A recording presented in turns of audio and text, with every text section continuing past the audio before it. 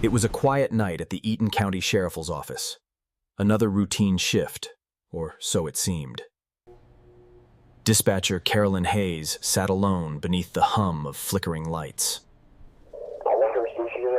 The room was silent until line 4 began to flash.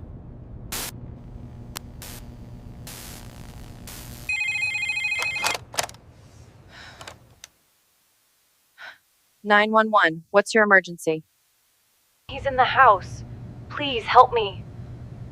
Then, silence. The line went dead. Hello? Carolyn tried calling back, but the number didn't exist. And somewhere, through the static, she thought she heard a whisper.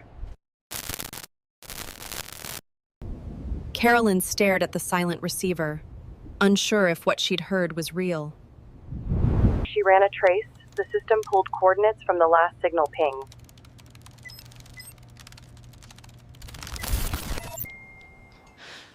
The signal came from an old farmhouse, disconnected for years.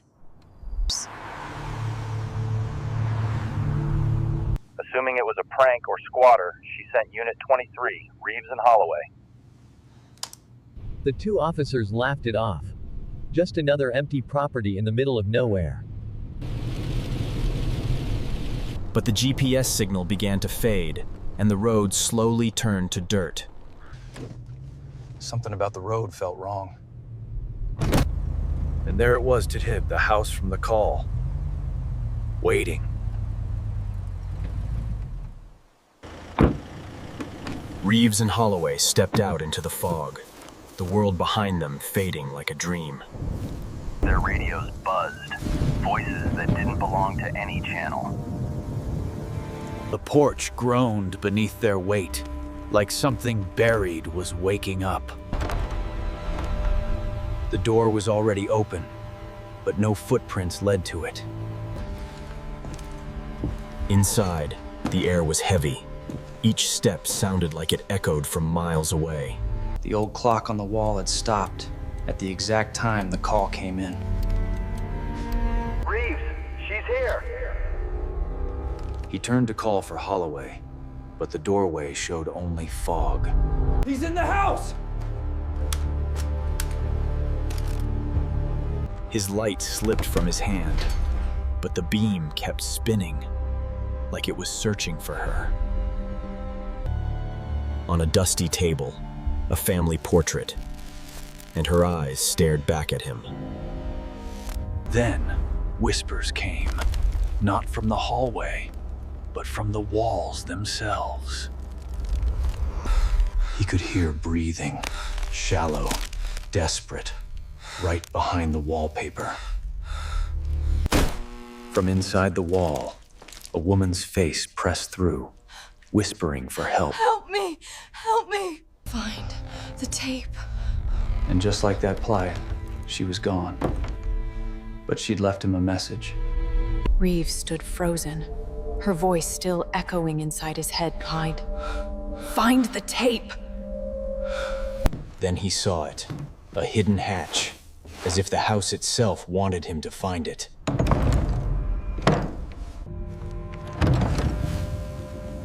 The air that escaped was cold, like something had been waiting down there. Each step seemed to stretch longer than the last, as if time slowed underground. In the corner, an old television and VCR, still plugged in, humming faintly.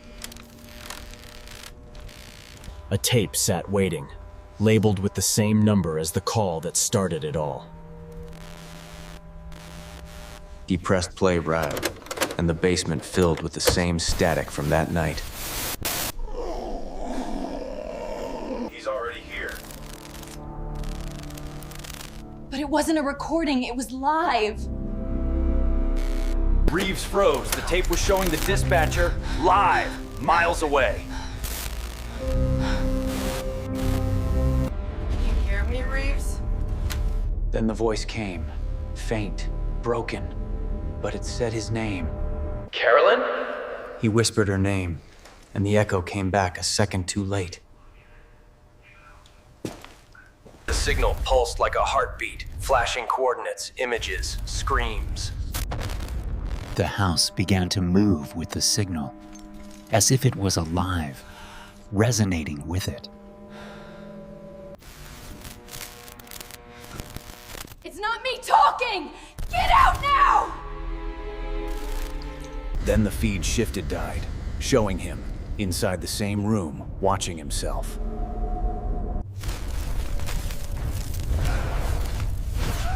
The signal didn't just transmit, it crossed over. He came to in silence, but the air hummed like the house was breathing. Reeves, Reeves. From inside the walls, whispers rose, not voices, but echoes of his own thoughts.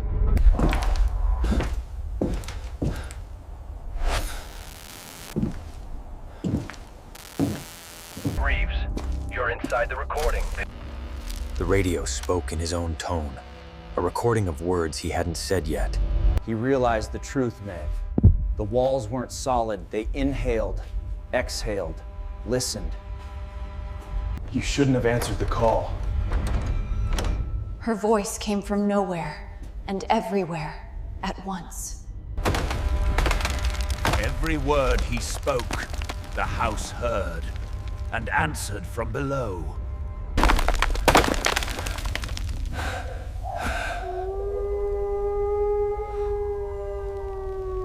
He climbed down the breathing tunnel, every echo matching his heartbeat.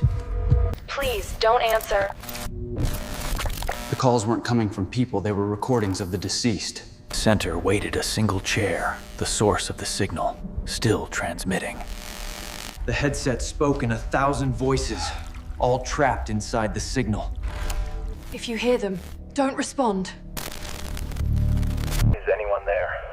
His voice answered from the other side, the echo complete. Morning came, but something in the air was still transmitting. Is anyone there? On there. At 7 a.m., the first call arrived from Reeves's badge line. The system logged it as location unknown. It shouldn't exist. Carolyn, don't answer again. His voice was there, Noon, but his signal was wrong. Every radio, every screen began to listen on its own. He was broadcasting now, but not from any world she knew.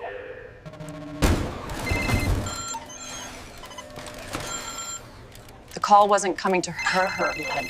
It was coming through her. And for 1 second, every frequency in America went dead. The line never disconnected.